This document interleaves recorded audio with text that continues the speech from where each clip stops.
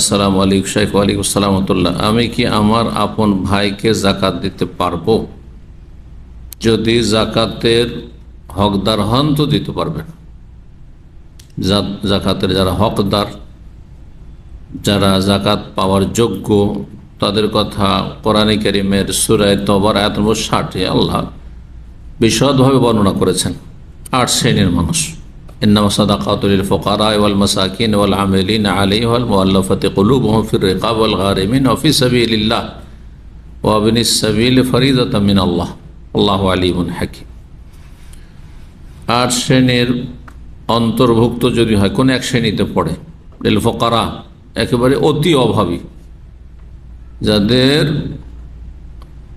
1 মাসের খরচের ভিতরে 10 দিনেরও নেই বা 10 দিনের কম আছে, একে ফকির বলা যেতে পারে, অভাবী, অতি অভাবী।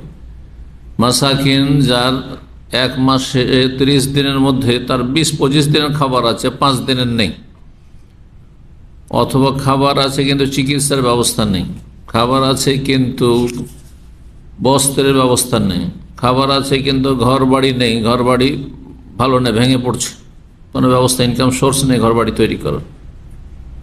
এই ধরনের এরা হচ্ছে মিসকিন। তো হয় ফকির, অতি অভাবী, অথবা অভাবী, জরুরি যেসব প্রয়োজন সেগুলি পূরণ করতে পারছেন না, বিলাসিতার প্রয়োজন নয়।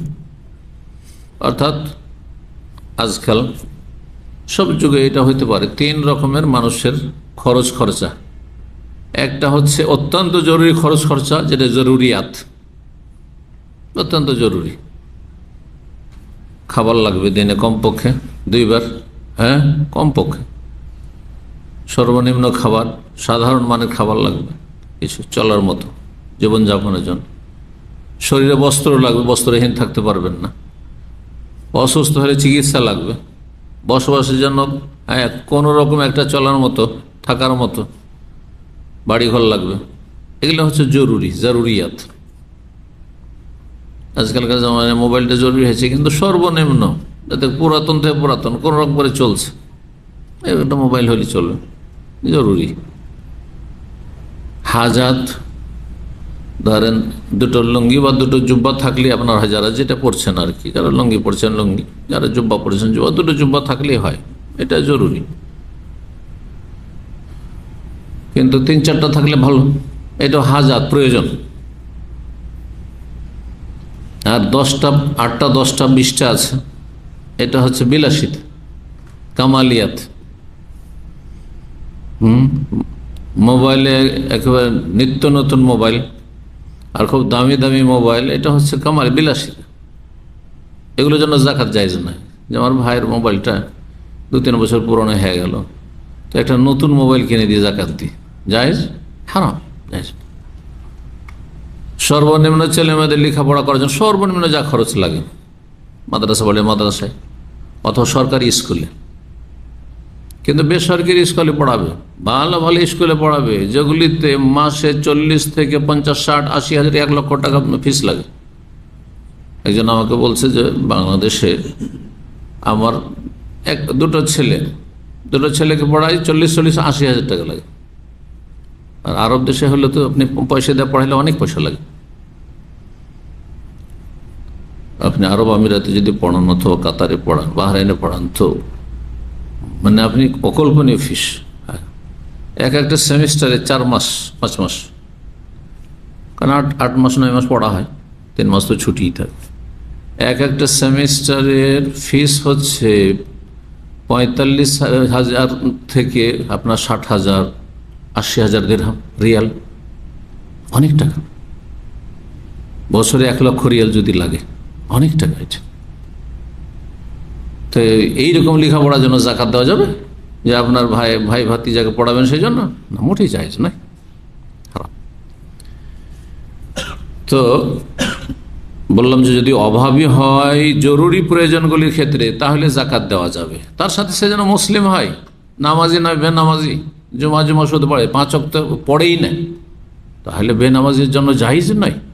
বেনামাজি ভাইকে, বেনামাজি ভাতিজাকে, আত্মীয় স্বজনকে আপনি জাকাত দেবেন। কারণ জাকাত সম্পর্কে নবী সাল্লাল্লাহু আলাইহি ওয়াসাল্লাম বলছে, তু খাযু মিন আগনিয়া ফাতুরাদ্দু আলা ফুকারাহ, মুসলিম সচ্ছলদের থেকে না হবে, মুসলিম অভাবীদেরকে দেওয়া হবে। তাহলে জাকাত দাতা মুসলিম, অমুসলিম নয়, বেদিন নয়, বেনামাজের কি জাকাত কবুল হবে? কবুল হবে না, কিচ্ছু কবুল হবে না। সুতরাং যারা জাকাত কবুল হবে না, হ্যাঁ, আর তারা জাকাত দেয়ও না। যে নামাজটা পড়ে দেয় না, ফিরে ফিরে কোনো পয়সা লাগে না, সে কিসে জাকাত দেবে? ফাতুরাদ্দু আলা ফুকারায়ে মুসলিম, ফুকারায়ে মুসলিমিন, মুসলিম আর মুসলিম হওয়ার জন্য সর্বনিম্ন 5 ওয়াক্ত সালাত পড়া। জি, সেটি মনে রাখতে হবে। আর একটি দিক হচ্ছে ওয়াল গারিমিন, ওই যে 8টির মধ্যে একটি আছে, ভাইয়ের সংসার চলে যাচ্ছে কিন্তু ঋণগ্রস্ত আছে। ঋণগ্রস্ত ভাই হোক আর দিনী ভাই হোক, বোন হোক, কোন মুসলিম হোক, মুসলিম ঋণগ্রস্ত আর ঋণ পরিশোধ করার কোনো ব্যবস্থা নেই। হারাম কাজ করতে গিয়ে ঋণগ্রস্ত হয়নি, সংসার চালাতে গিয়ে অথবা কোনো ব্যবসা বাণিজ্য করতে কিছু করতে গিয়ে ঋণগ্রস্ত হয়ে গেছে, ঋণের বোঝা চেপে গেছে, তাহলে ঋণ মুক্ত করা যাবে। তো এই ছিল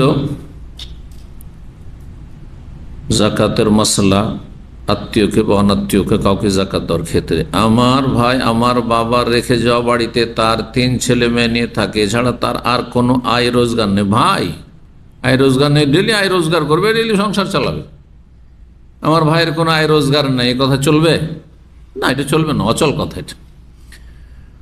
সঠিক উত্তর পেলে উপকৃত হতাম। এই মাসে আমার জাকাত পরিশোধ করতে হবে। জাকাতের ক্ষেত্রে একটি কথা মনে রাখবেন, জাকাত দিয়ে যদি সামান্য নিজের স্বার্থ হাসিল করতে যায়, আমার ভাই সেজন্য জাকাতটা দিচ্ছে, এটা অন্য কেউ যদি আমার ভাইয়ের চাতে অভাবী হইতো দিতাম না, তাহলে জাকাত আদায় দেবেন, আপনি স্বার্থ হাসিল করছেন। আপনি দুনিয়ার কোনো গরজ যদি থাকে জাকাত আদায় করার ক্ষেত্রে, তাহলে জাকাত সহি শুদ্ধ হবে না, ফরজ আদায় হবে না। আল্লাহকে ভয় করে জাকাত দেবেন। হ্যাঁ, এই শর্তগুলি খেয়াল রেখে আপনি আত্মীয় স্বজনকে জাকাত দিতে পারেন, অনাত্মীয়কে দিতে পারেন। জাকাত দিচ্ছেন, তার সাথে দুনিয়ার স্বার্থ জড়িত না থাকে, সে হকদার যেন হয়, না হক জাকাত দিবেন না।